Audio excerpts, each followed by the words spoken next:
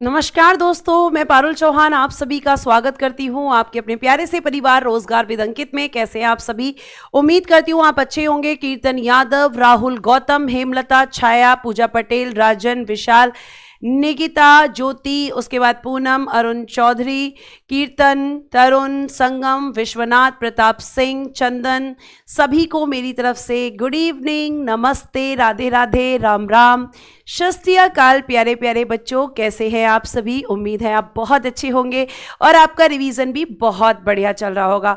आप सभी लोग जल्दी जल्दी लाइव आ जाएंगे, सेशन के साथ जुड़ जाएंगे ताकि हम क्लास को स्टार्ट कर सकें। और आप जानते हैं कि मैं आपको पढ़ाने जा रही हूं क्रांतिकारी आंदोलन में लाहौर षड्यंत्र केस। मैंने कल आपको पढ़ाया था असेंबली बम कांड, और असेंबली बम कांड की जब प्यारे बच्चे हम यहां पर बात करते हैं तो आप जानते हैं कि मैंने कल बताया था कि उस केस में भगत सिंह जी और आपके जो बटुकेश्वर दत्त जी थे, दोनों को आजीवन कारावास की सजा दी गई थी।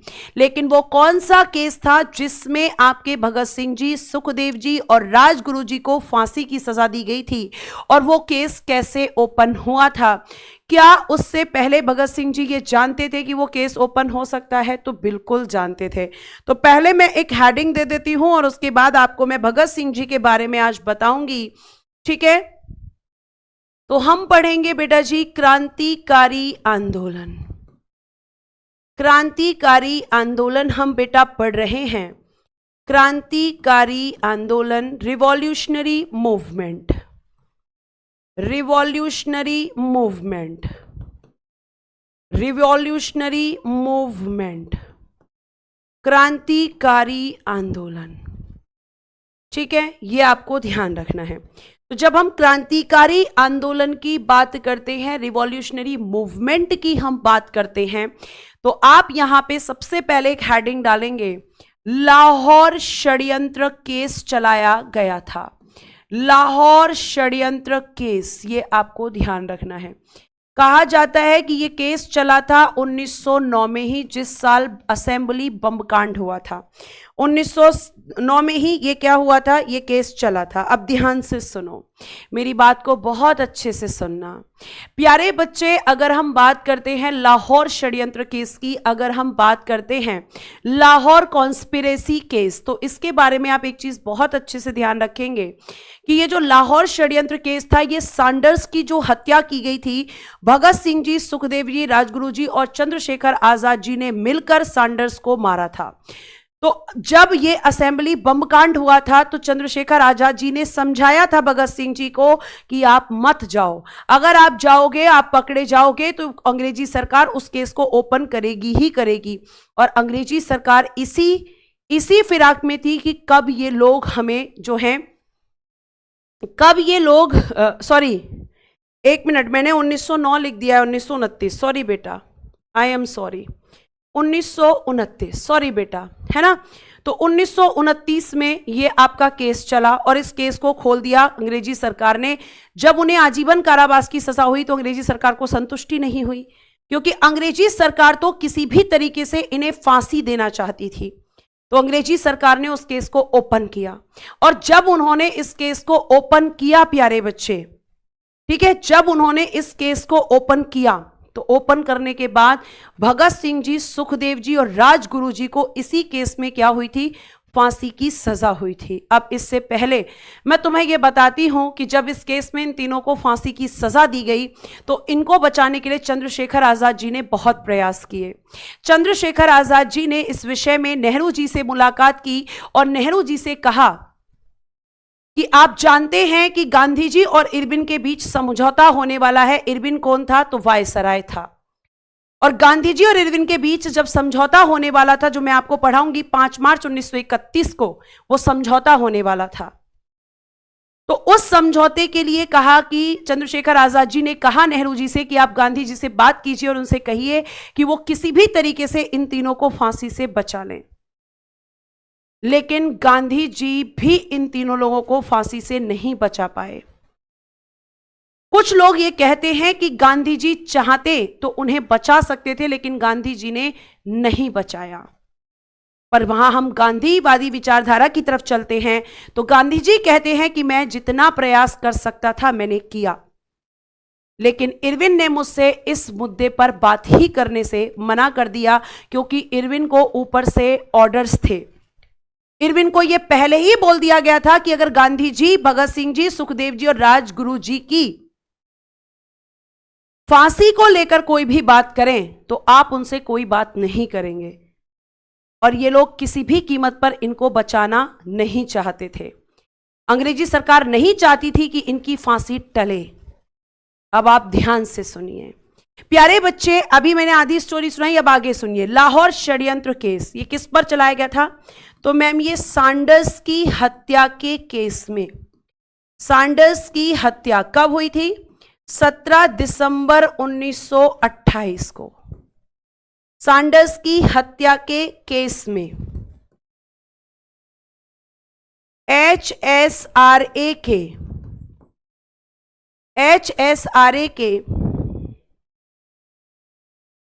एक मिनट, HSRA के 18, सॉरी बेटा भूल गई थी मैं, 18 सदस्यों सहित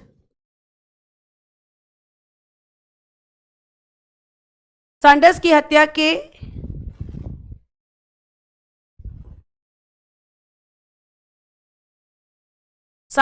हत्या के केस को लाहौर षड्यंत्र केस कहा जाता है। लाहौर षड्यंत्र केस कहा जाता है।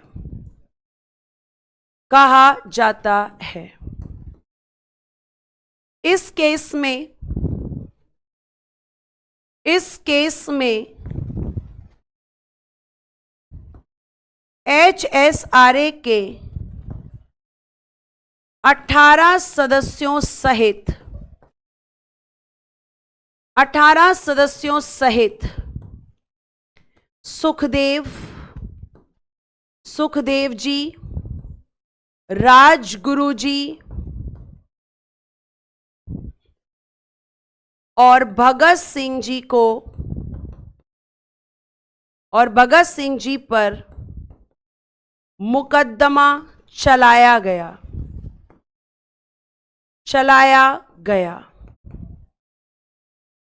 जिसमें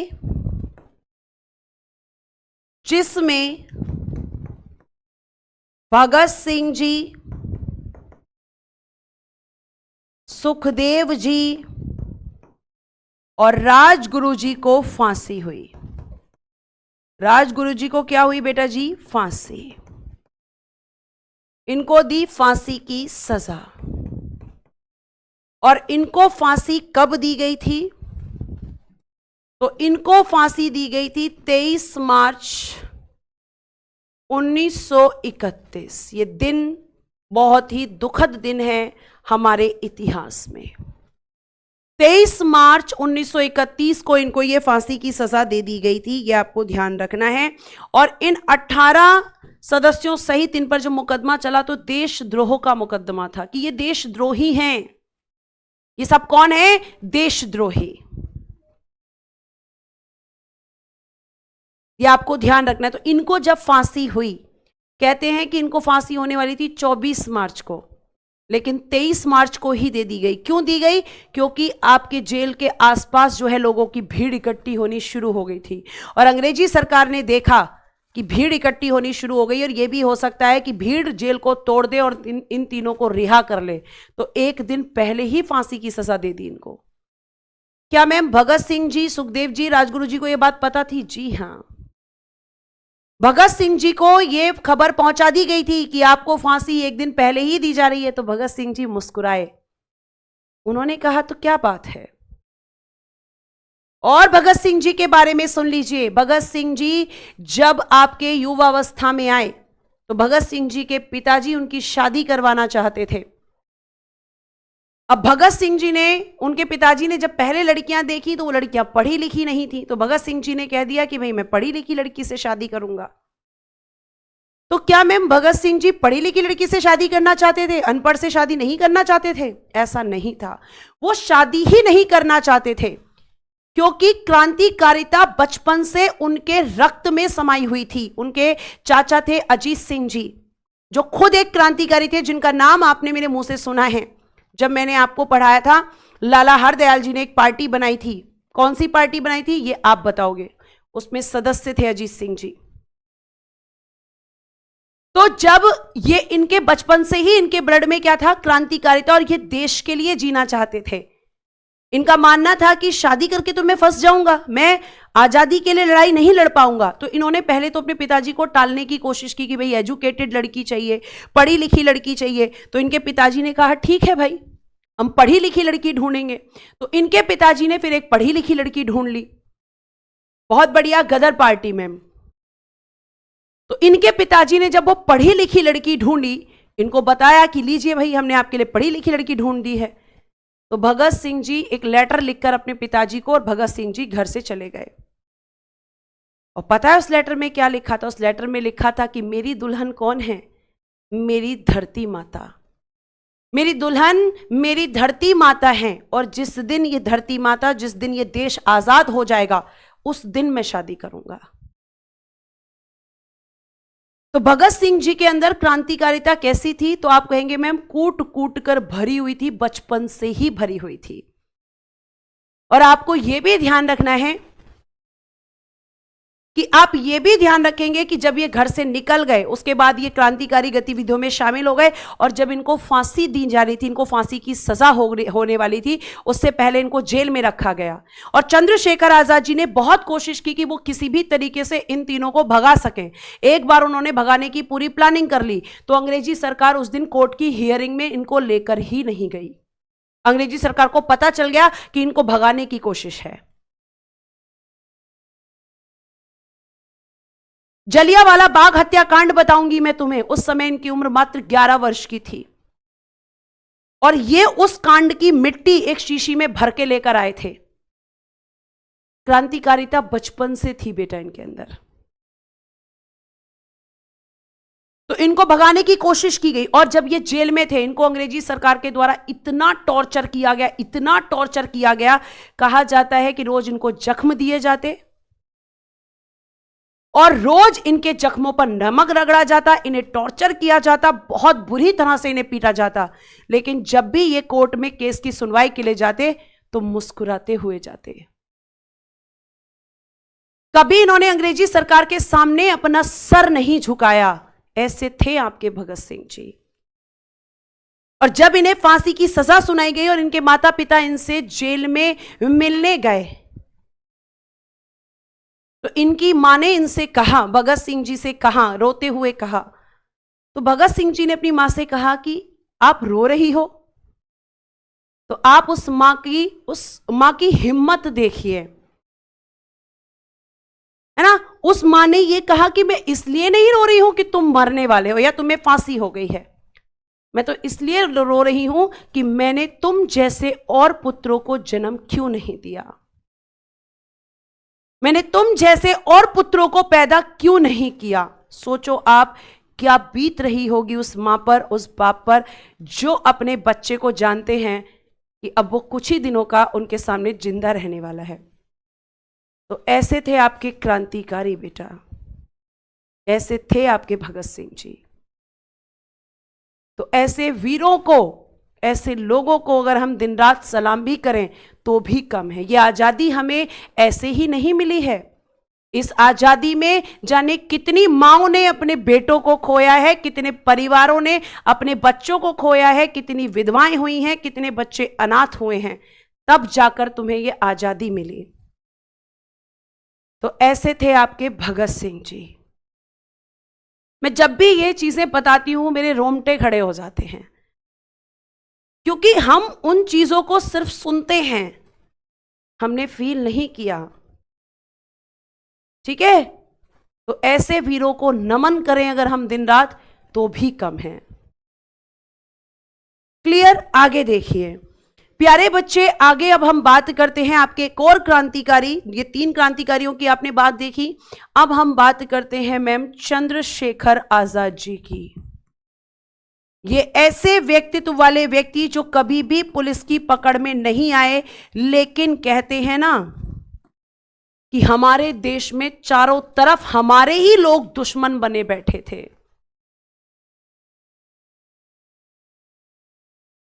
ये आपको ध्यान रखना है। ठीक है, अब देखिए यहां पर ध्यान से, चंद्रशेखर आजाद जी की जब हम बात करेंगे तो चंद्रशेखर आजाद जी, ध्यान से सुनिएगा क्या हुआ था कि देखो ध्यान से, भगत सिंह जी, सुखदेव जी और राजगुरु जी को फांसी से बचाने के लिए या फांसी देने से पूर्व ही भगत सिंह जी, सुखदेव जी, राजगुरु जी को फांसी देने से पूर्व ही 27 फरवरी 1931 को शहीद हो गए। शहीद हो गए, इनकी फांसी से पहले ही ये मर गए थे। क्यों मैम, बताइए यहां पर। ठीक है, 27 फरवरी 1931 को शहीद हुए, लेकिन कैसे, तो देखो आपको मैं बता दूं कि भगत सिंह जी, सुखदेव जी और राजगुरु जी को फांसी से बचाने के लिए, फांसी से बचाने के लिए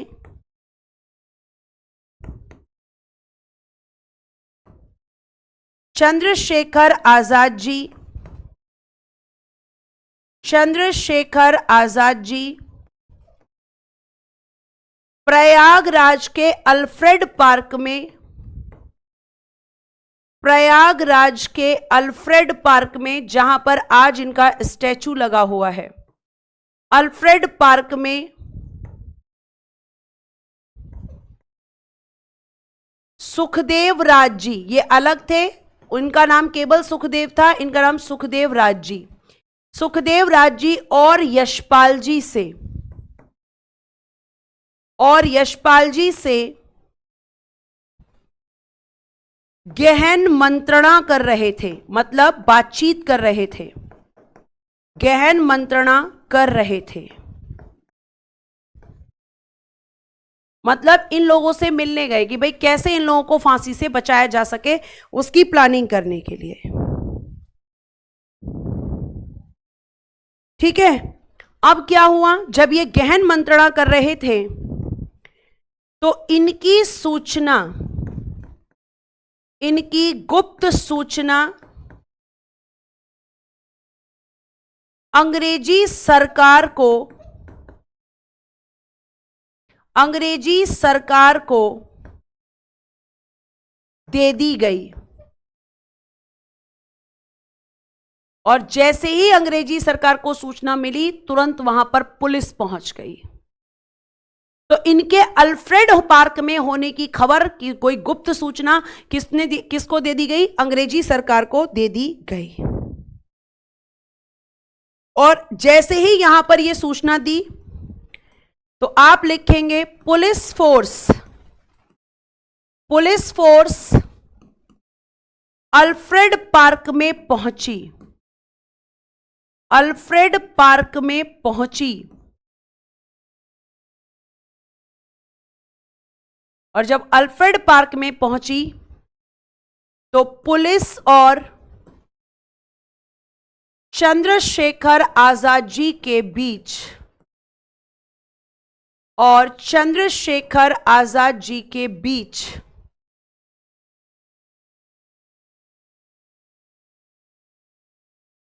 मुठभेड़ हुई, मुठभेड़ हुई, यानी दोनों तरफ से फायरिंग शुरू हो गई। ठीक है, मुठभेड़ हुई,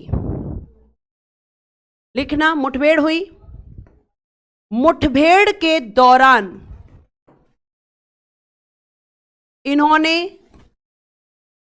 स्वयं को गोली मार ली और शहीद हो गए। इन्होंने स्वयं को गोली मार ली, गोली मार ली। कब मारी थी, 27 फरवरी 1931, और शहीद हो गए।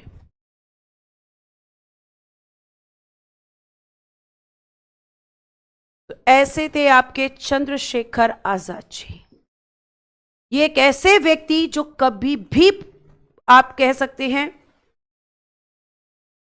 कि कभी भी पुलिस की पकड़ में नहीं आए। अंतिम समय में भी इन्होंने खुद को गोली मारकर शहीद होना जरूरी समझा, लेकिन ये पुलिस की पकड़ में नहीं आए।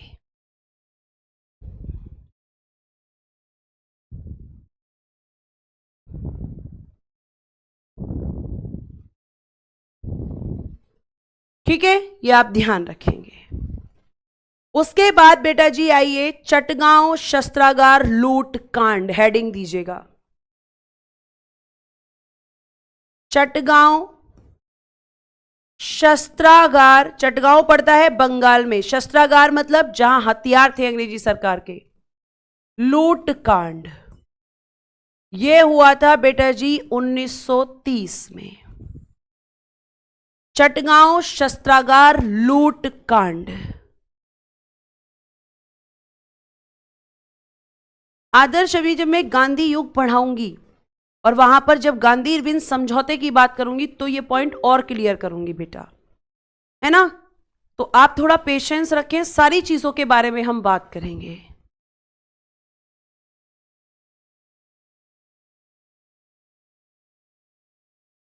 ठीक, सुनिए अब यहां पे आगे देखिए, यहां पर ध्यान से।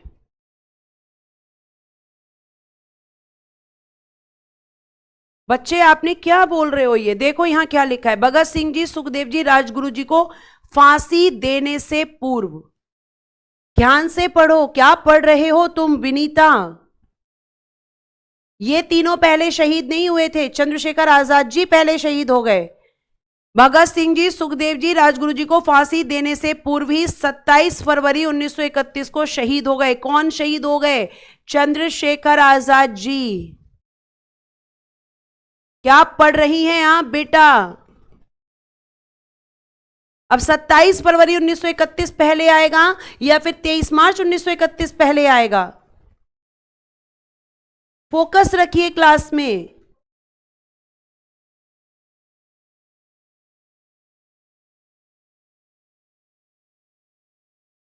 ठीक है, अब देखिए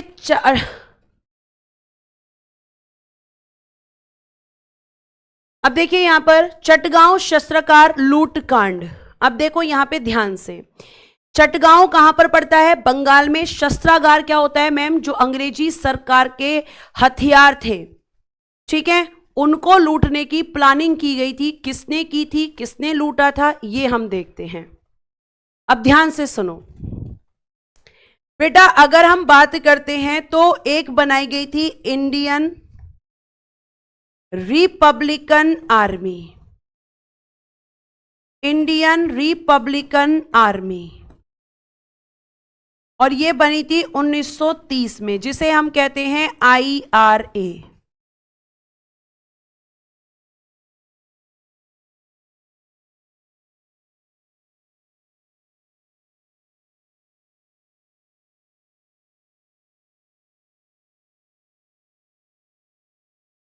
ठीक है, अब देखो यहां पे क्या लिखा है, इंडियन रिपब्लिकन आर्मी। इसने क्या की थी? इसने ही, अगर हम बात करते हैं तो इसने ही इस शस्त्रागार को लूटा था। लेकिन ये इंडियन रिपब्लिकन आर्मी किसने बनाई थी? इस इंडियन रिपब्लिकन आर्मी में कौन कौन था और कब इसकी लूट की गई थी एग्जैक्टली? तो ध्यान से सुनो, लूट क्यों की गई थी वो भी मैं आपको बताऊंगी। अब ध्यान से सुनिएगा पहले पूरा कॉन्सेप्ट। प्यारे बच्चे, इंडियन रिपब्लिकन आर्मी की स्थापना बताया मैंने कहां की गई थी, कब की गई थी? 1930 में। कहां पर की गई थी? चटगांव बंगाल में। चटगांव कहां पड़ता है? बंगाल में।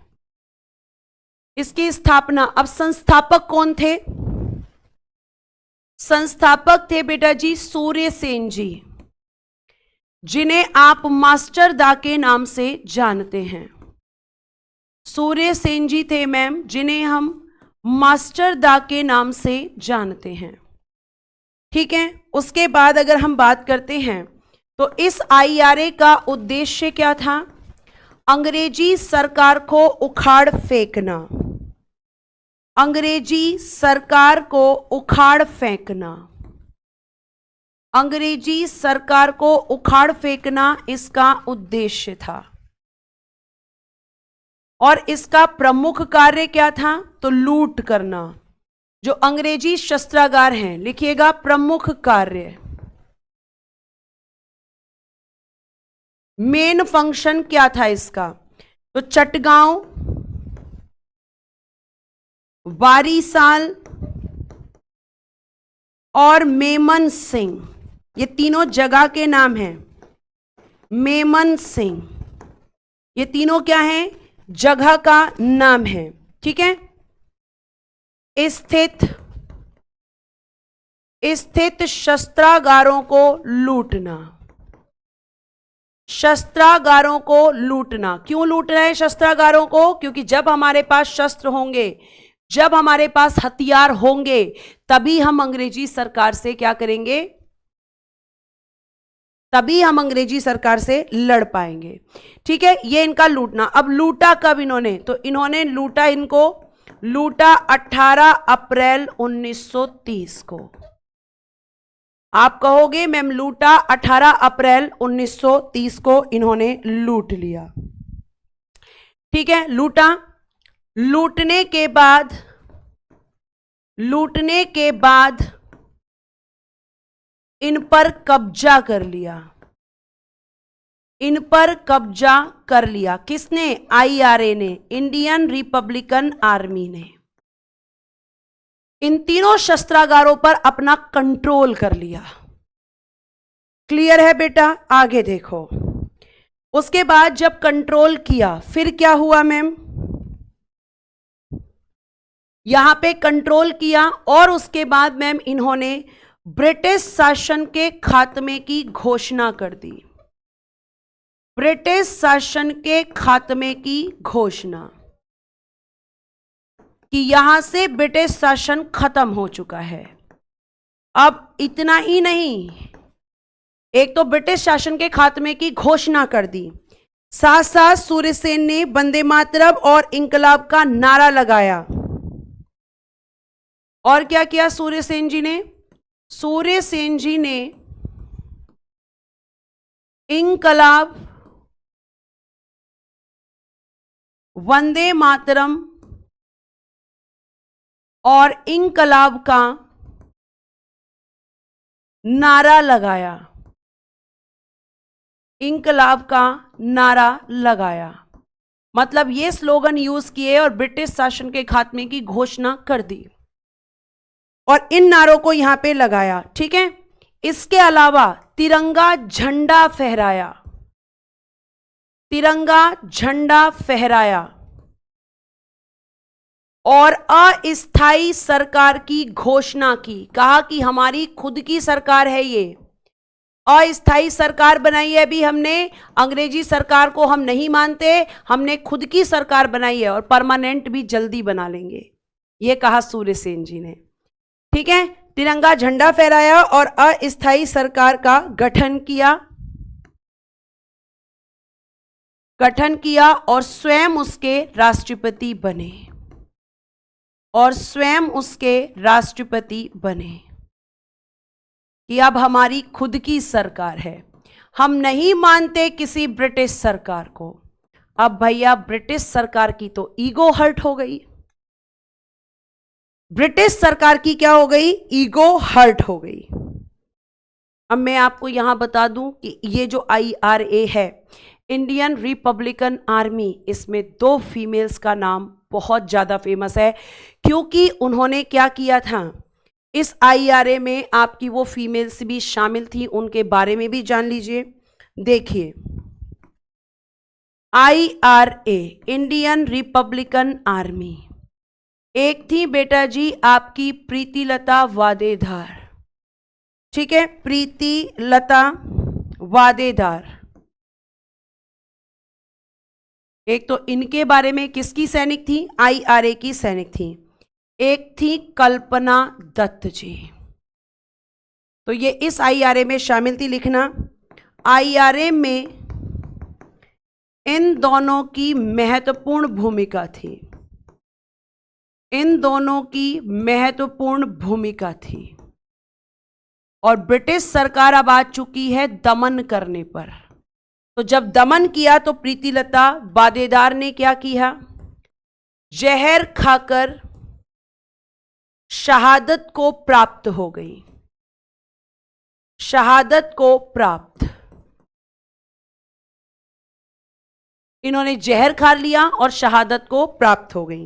और जो कल्पना दत्त थी प्यारे बच्चे, इन्हें ब्रिटिश सरकार ने कर लिया गिरफ्तार और इन्हें गिरफ्तार करके दे दिया आजीवन कारावास। अब मैम सूर्य सेन जी का क्या हुआ? वो तो बहुत मतलब सबसे बड़े मास्टर तो वही हैं, उन्होंने ही ब्रिटिश सरकार को यहां पे उखाड़ फेंकने का उद्देश्य रखा और उखाड़ भी दिया एक तरीके से, अपने कामयाब भी हो गए, लेकिन ब्रिटिश सरकार ने दमन किया। तो देखो 16 फरवरी 1933 सूर्य सेन जी गिरफ्तार हो गए। सूर्य सेन जी को क्या कर लिया? गिरफ्तार। और उसके बाद 12 जनवरी 1934 को इन्हें दे दी गई फांसी। फांसी दे दी गई किसको? सूर्य सेन जी को। यह था आपका चटगांव शस्त्रागार, ये थे आपके क्रांतिकारी आंदोलन, ये आपको ध्यान रखना है।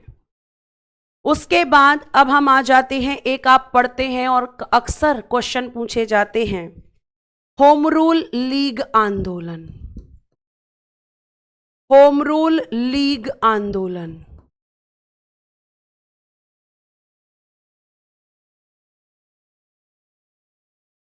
उद्देश्य गृह सरकार की स्थापना, गृह सरकार की स्थापना, यानी हमारा देश है और हमारी ही सरकार यहां बननी चाहिए।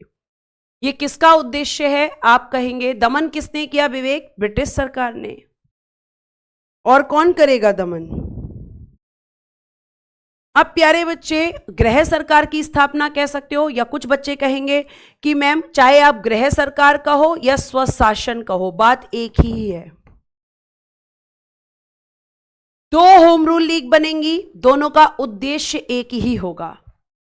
अब ये दो होम रूल लीग, एक बनाएंगे बाल गंगाधर तिलक जी और एक बनाएंगी एनी बेसेंट जी। कौन बनाएंगी? एनी बेसेंट जी। तो सबसे पहले हम लिखेंगे, देखो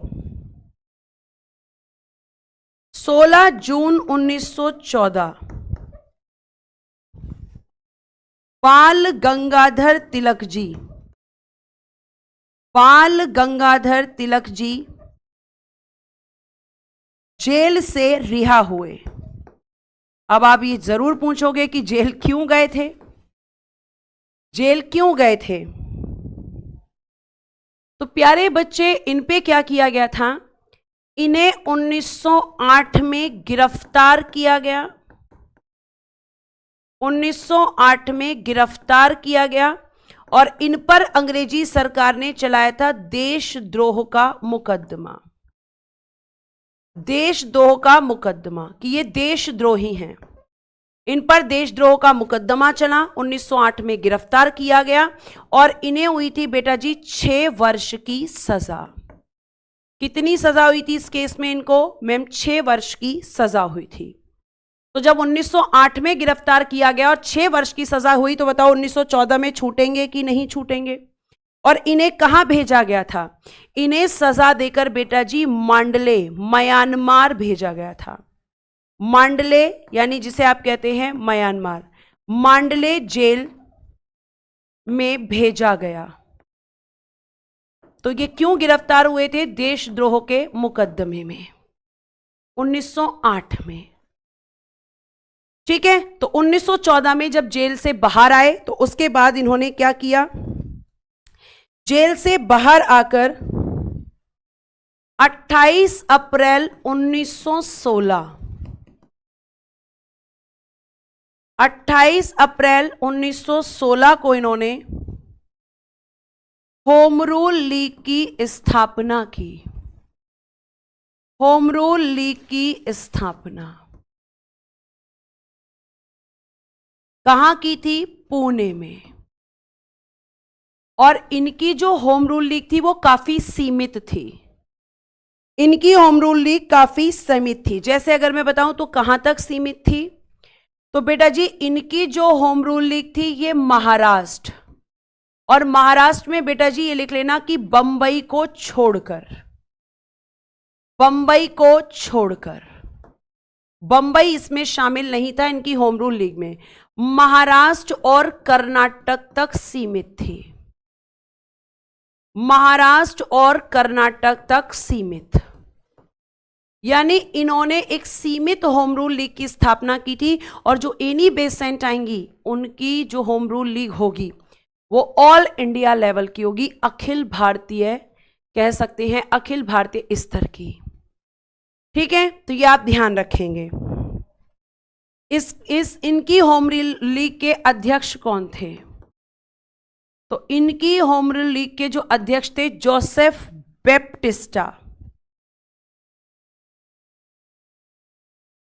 जोसेफ बैप्टिस्टा, जोसेफ बैप्टिस्टा इनकी होम रूल लीग के अध्यक्ष थे। ठीक है, उसके बाद में बेटा जी 1 सितंबर 1916 होम रूल लीग की स्थापना होती है। एनी बेसेंट ने की थी होम रूल लीग की स्थापना। एनी बेसेंट इन्होंने की थी होम रूल लीग की स्थापना, होम रूल लीग की स्थापना। उद्देश्य क्या है? तो मैंने बताया कि उद्देश्य दोनों का एक जैसा है। उद्देश्य कैसा है मैम? उद्देश्य दोनों का एक जैसा है। इन्होंने कहां पर की है? तो इन्होंने की थी बेटा जी मद्रास में।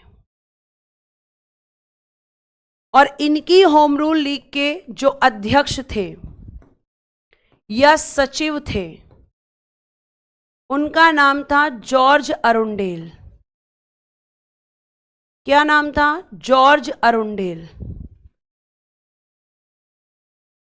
और इनकी जो होम रूल लीग थी वो कैसी थी? अखिल भारतीय स्तर की, अखिल भारतीय स्तर की, यानी ऑल इंडिया लेवल की थी। और इसमें लिखना बंबई भी शामिल था। तो बंबई किसकी होम रूल लीग में शामिल था बेटा जी? मैम एनी बेसेंट की, ऑल इंडिया लेवल पर थी।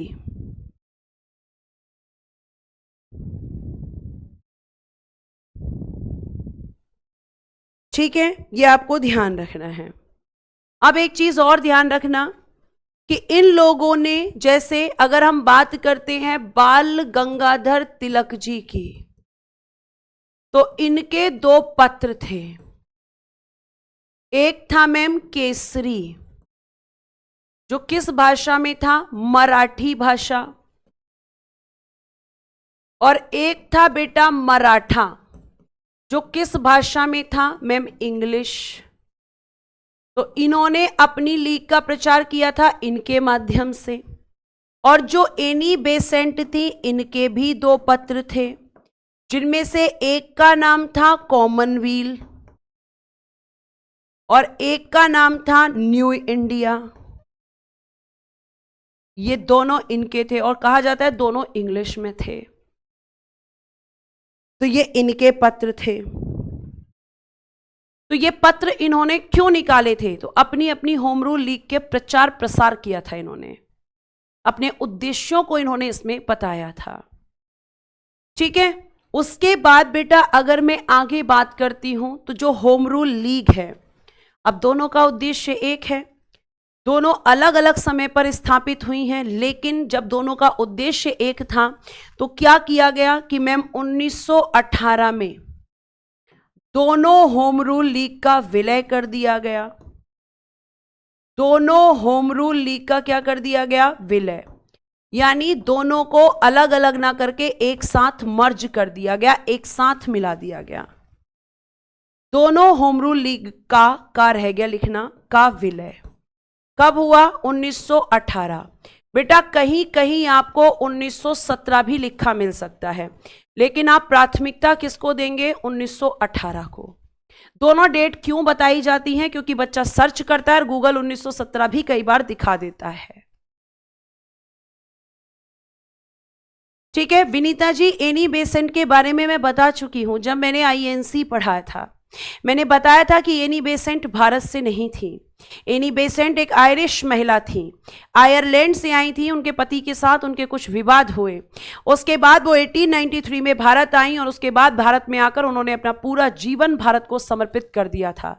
प्लीज आपसे रिक्वेस्ट है जाकर वो क्लास देखिए, आपसे रिक्वेस्ट है कि वो जाकर वो क्लास देखिए। अंगद मैंने दोनों डेट इसीलिए बताई है, मुझे पता था कि बहुत सारे बच्चे भी 1917 भी यहां गाने लगेंगे। ठीक है, तो ये आप ध्यान रखेंगे। फिर प्यारे बच्चे 1920 में इसको, इन दोनों को मर्ज करके क्या नाम दिया गया? 1920 में मैम इसको एक ही नाम दिया गया, Akhil Bharatiya home rule league. Akhil Bharatiya home rule league, ये इसका नाम हो गया।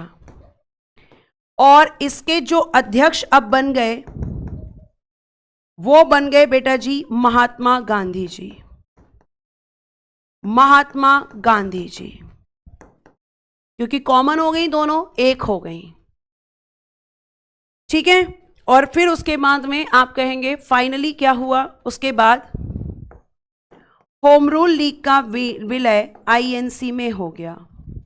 होम रूल लीग का विलय आईएनसी में हो गया, आईएनसी में हो गया, मतलब इंडियन नेशनल कांग्रेस में हो गया। तो ये था बेटा जी होम रूल लीग और उससे बनने वाले प्रश्न। बेटा मैंने दोनों डेट लिखवा दी है ना आपको, 1917 या 1918, कोई एक डेट आएगी, दोनों कभी नहीं आएंगी, हर्ष और अंगद।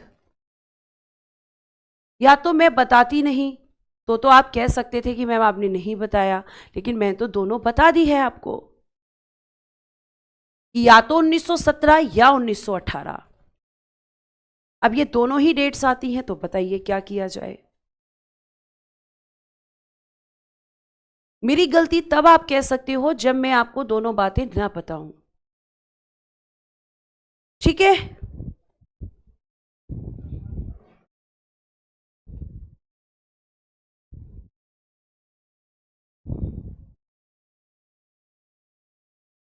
शुभम कह रहे हैं 1918 ही होगा।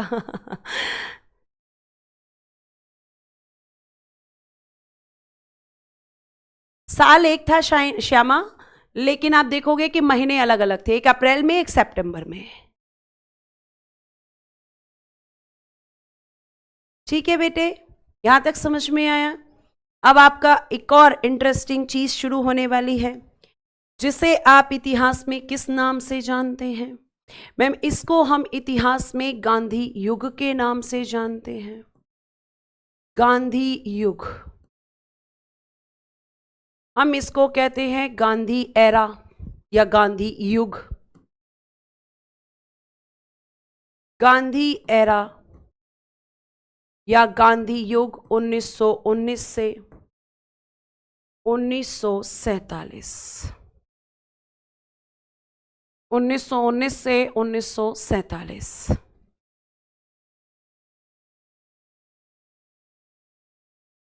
ठीक है, तो अब क्योंकि हम गांधी युग को जान रहे हैं तो हम गांधी जी की बेसिक इंफॉर्मेशन हम यहां पे देखेंगे।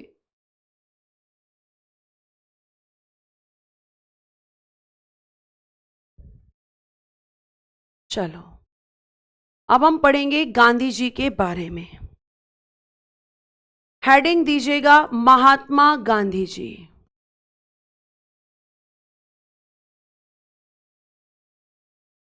सबसे पहले इनका जन्म 2 अक्टूबर 1869 पोरबंदर गुजरात में। इनका प्लेस ऑफ बर्थ और इनका जन्म का समय। ठीक है, यह आप ध्यान रखेंगे। वास्तविक नाम रियल नेम इनका क्या था? Real name of Mahatma Gandhi ji Mohandas Karamchand Gandhi ji. Mohandas Karamchand Gandhi ji.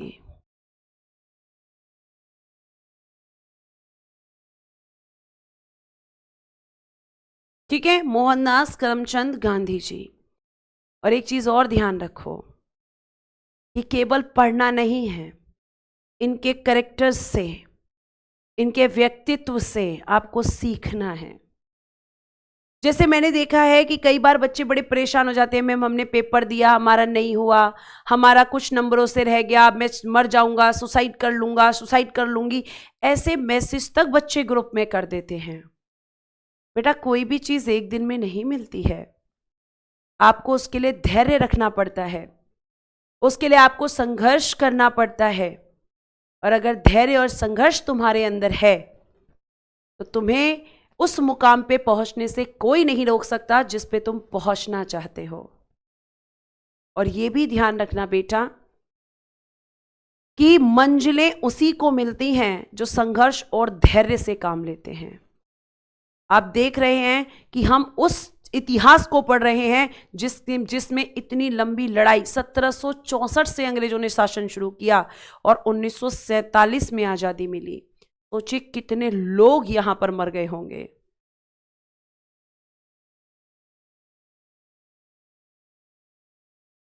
ठीक है, तो ये आप ध्यान रखेंगे। ठीक, आगे चलिए। तो वास्तविक नाम अगर हम बात करते हैं तो क्या था? मोहनदास करमचंद गांधी जी।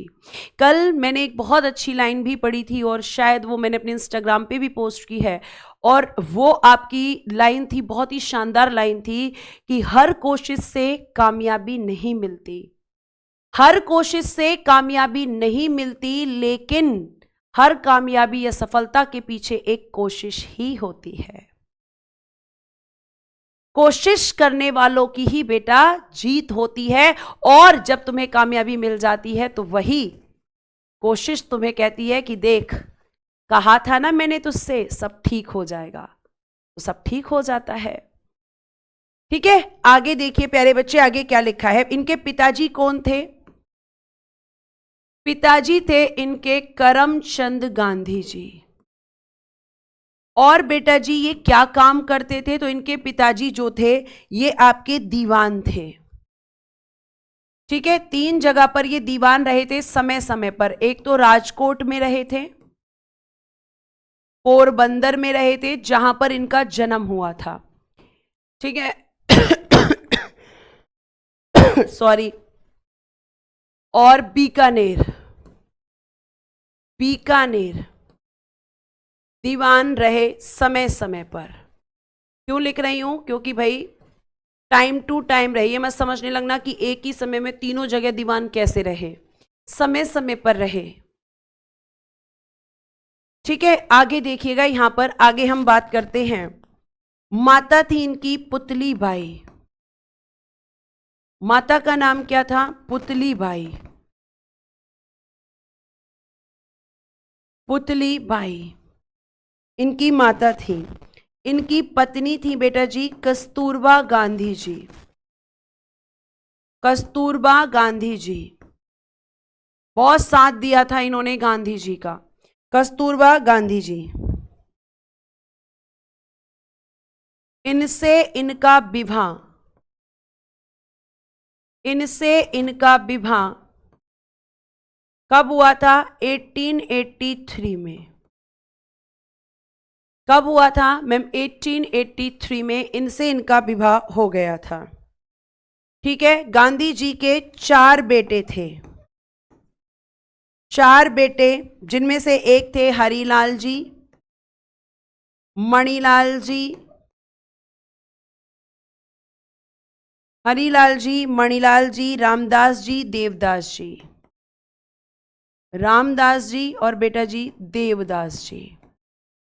और इन्होंने एक पुत्र थे इनके, इन्होंने 5वें पुत्र का दर्जा दिया था। 5वें पुत्र का दर्जा वो दिया था बेटा जी जमना लाल बजाज जी को। जमनालाल बजाज जी जो एक बड़े व्यापारी और बैंकर भी थे, तो इनको इन्होंने अपने 5वें बेटे का दर्जा दिया था। ठीक है। अब गांधी जी एक मिडिल क्लास फैमिली से हैं और इनके बिल्कुल वैसे ही सपने हैं जो एक मिडिल क्लास फैमिली के बच्चे के होते हैं। तो इनके माता पिता ने जो है, बस सबसे पहले तुम यही पूछ लिया करो कि गांधी जी ने लंगोटी पहननी कब से शुरू की थी।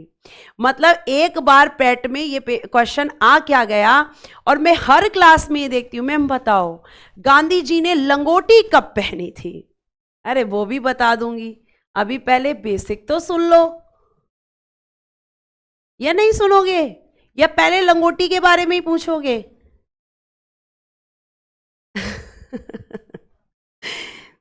हद होती है भाई तुमसे। ठीक है, तो आप ध्यान रखेंगे। अब उसके बाद क्या हुआ बेटा जी, 1888 में ये बैरिस्टर की पढ़ाई करने लंदन गए। बैरिस्टर की पढ़ाई करने कहां पर गए? लंदन करने लंदन गए। ठीक है, और वहां पे जब इनकी पढ़ाई कंप्लीट हुई तो ये फिर वापस भारत आ गए। तो 1888 में बैरिस्टर की पढ़ाई करने ये कहां पर गए थे? मैम लंदन में गए थे। फिर बेटा जी ये 1891 में लंदन से भारत वापस आए। लंदन से भारत वापस आए। यहां तक बात समझ में आई? कहां आए वापस? आप कहोगे मैम लंदन में। लंदन में वापस आए और इन्होंने वापस आके कि भाई मैंने वकालत की पढ़ाई की है, तो इन्होंने क्या किया, राजकोट और बंबई में वकालत करनी शुरू की। राजकोट में और बंबई में क्या करने लगे? ये यहां पे करने लगे मैम ये वकालत। लेकिन गांधी जी को सेटिस्फेक्शन नहीं था। गांधी जी को मतलब सेटिस्फेक्शन क्यों नहीं था? क्योंकि उन्हें लगता था कि मेरी जो काबिलियत है उस हिसाब से मुझे काम नहीं मिल रहा, उस हिसाब से मुझे काम नहीं मिल रहा, तो इन्हें सेटिस्फेक्शन नहीं मिल रहा था। ये बड़े परेशान थे। अब इसी समय 1893 में इनको दक्षिण अफ्रीका जाने का मौका मिलता है शेख अब्दुल्ला का केस लड़ने। और जब शेख अब्दुल्ला का केस लड़ने गांधी जी दक्षिण अफ्रीका जाएंगे, तो दक्षिण अफ्रीका का टूर जो अभी एक मिडिल क्लास के बच्चे का सपना है कि अब मेरी पढ़ाई पूरी हो चुकी है, मुझे काम करना चाहिए, मुझे अपनी फैमिली को पालना है, ये सब अगर हम यहां पे देखेंगे तो इनके एक मिडिल क्लास फैमिली के बच्चे के जो सपने होते हैं, जैसे हमारे हैं, हम क्या चाहते हैं? हम ये चाहते हैं कि भाई हमारा एक अच्छी सी जॉब हो जाए, हम अपने घर परिवार के लोगों को खुशी दे पाएं, जो एक मिडिल क्लास फैमिली का बच्चा सोचता है, ये भी बिल्कुल वैसा ही सोचते हैं। लेकिन जब ये दक्षिण अफ्रीका जाते हैं और दक्षिण अफ्रीका में जाकर इनके साथ एक भेदभाव होता है, तब इन्हें समझ आता है कि आखिर देश में क्या चल रहा है, आखिर किस तरीके से लोग जो है यहां पर अंग्रेजों द्वारा शोषित हो रहे हैं। तब यहां पे गांधी जी अब यहां पे क्या सोचेंगे? अब मुझे नौकरी नहीं करनी, अब मुझे घर परिवार नहीं, मुझे तो इन बंधनों को तोड़ना है, इन नियमों को तोड़ना है, इन गलत चीजों को तोड़ना है जो यहां पर अंग्रेज कर रहे हैं। क्योंकि उन्होंने ये सोचा कि जब मैं इतना पढ़ा लिखा हूं और मेरे साथ भेदभाव हो रहा है, तो उन लोगों का क्या जो पढ़े लिखे ही नहीं है, उनके साथ तो ये और भी शोषण करते हैं, उनके साथ तो ये और भी डिस्क्रिमिनेशन करते हैं। और दक्षिण अफ्रीका में चलता था उस समय पर काले और गोरे का भेदभाव। काला मतलब इंडियन और गोरा मतलब अंग्रेज। इतने बड़े लेवल पे साउथ अफ्रीका में काले घोरे का भेदभाव चलता था कि ट्रेनें अलग होती थी, बस अलग होती थी, हॉस्पिटल अलग होते थे, रहने की जगह अलग होती थी। अगर आप फर्स्ट कंपार्टमेंट में जाकर बैठ गए ट्रेन के, तो अंग्रेज धक्का मार देते थे, जैसे गांधी जी को मार दिया था। सेंट पीटर्स मारिट्सबर्ग स्टेशन पे गांधी जी को धक्का दे देंगे अंग्रेज, और वही गांधी जी अपने जीवन का जो उद्देश्य है उसे परिवर्तित कर देंगे। ठीक है, तो ये आप ध्यान रखेंगे बेटा। तो 1891 में ये लंदन से वापस आए। अब देखिएगा प्यारे बच्चे फिर क्या हुआ मैम, 1893 में दक्षिण अफ्रीका चले गए। दक्षिण अफ्रीका गए क्या करने? शेख अब्दुल्ला का मुकदमा लड़ने।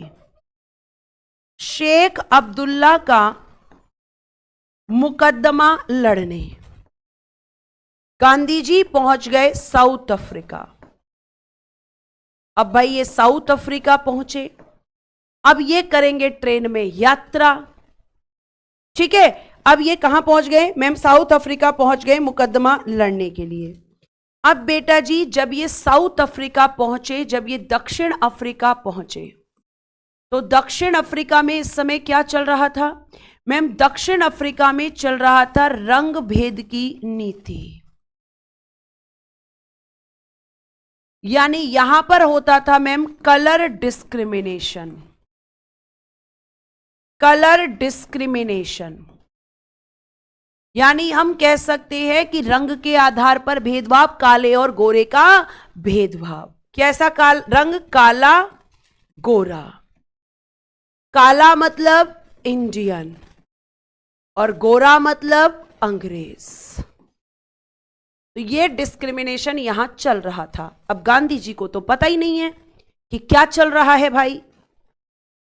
तो गांधी जी क्या करते हैं? गांधी जी जब दक्षिण अफ्रीका गए तो बेटा जी ये जा रहे थे डरबन से प्रिटोरिया।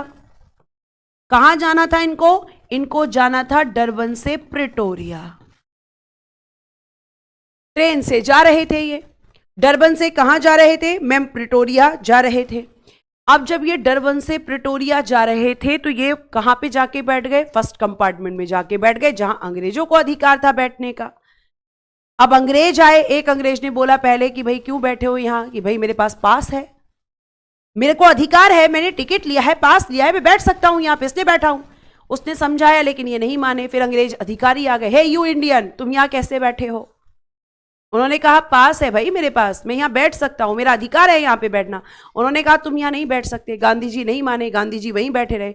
तो फिर प्यारे बच्चे डरबन से प्रिटोरिया जाते समय यहां पे एक स्टेशन आता है Saint Peters Maritzburg station. Maritzburg station, ये स्टेशन आया, यहां पे ट्रेन रुकी। ठीक है, सेंट पीटर्स मारिट्सबर्ग स्टेशन। और यहां पे क्या हुआ? गांधी जी को ट्रेन से धक्का दे दिया। गांधी जी को ट्रेन से धक्का दे दिया। और केवल किस लिए? कि गांधी जी काले थे, इनको धक्का दे दिया। ठीक है, अब बस यहीं से इनका उद्देश्य बदला और उन्होंने कहा कि भैया छोड़ूंगा नहीं मैं अब तुम्हें। जब मैं इतना एजुकेटेड हूं, मुझे मेरे अधिकार पता है, सारी चीजें पता है, तब मेरे साथ ऐसा व्यवहार हो गया तो बाकी लोगों के साथ कैसा होता होगा। और इन्होंने अपने जीवन का उद्देश्य बदल दिया। और प्यारे बच्चे इन्होंने फिर यहां दक्षिण अफ्रीका में क्या क्या किया? तो सबसे पहले इन्होंने 1894 में की नटाल कांग्रेस की स्थापना। नटाल कांग्रेस की स्थापना। और ये जो स्थापना इन्होंने की, इसका उद्देश्य क्या था? तो नटाल कांग्रेस की स्थापना इन्होंने की थी नस्ल भेद की नीति को खत्म करने के लिए। नस्ल भेद कह लो या रंग भेद कह लो, रंग भेद की नीति को समाप्त करने के लिए,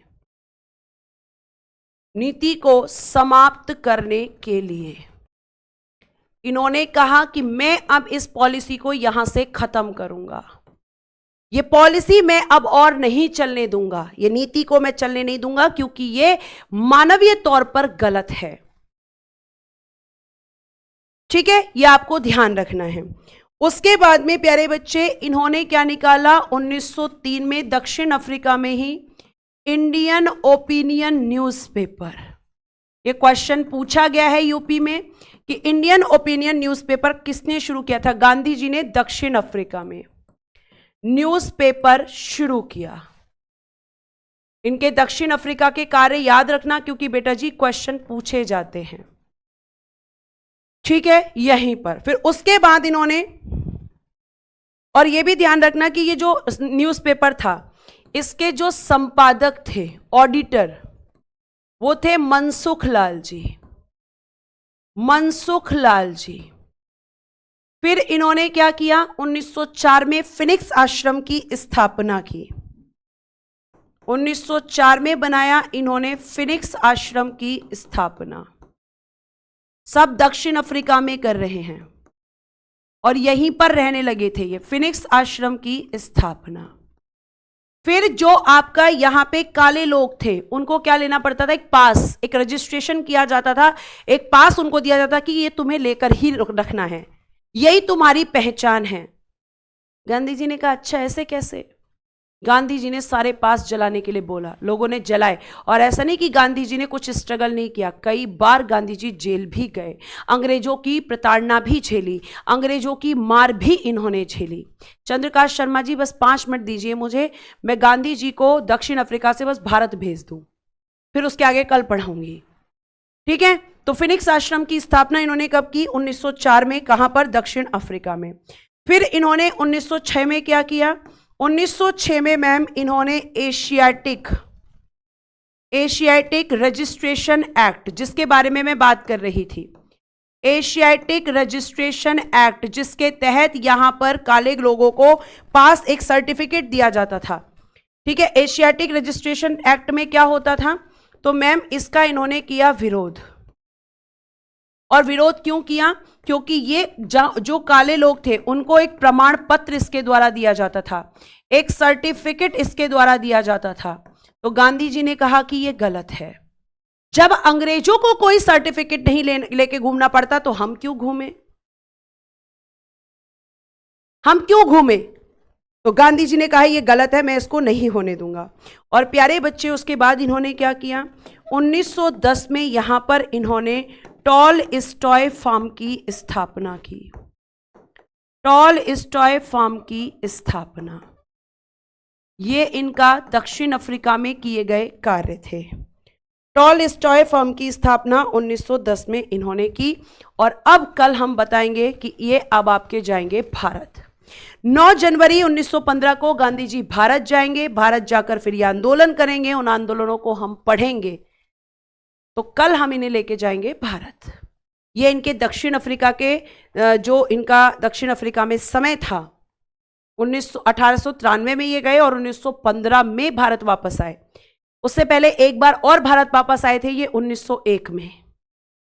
तनीषा कह रही है 1901 के आईएनसी अधिवेशन का डाउट क्लियर करो। तनीषा, जब ये 1893 में दक्षिण अफ्रीका गए थे तो 1901 में एक बार ये भारत आए थे। ऐसा थोड़ी था इनको मना कर दिया था कि नहीं आप चले गए हो तो सीधा 1915 में ही आना। ये आए थे और तब इन्होंने आईएनसी के अधिवेशन में भाग लिया था। ये आपके क्वेश्चन का आंसर है बेटा, ठीक है। तो आज के लिए धन्यवाद, bye bye, take care and good night everyone. जय हिंद, जय भारत। हंसते रहो, मुस्कुराते रहो और हमेशा खुश रहो।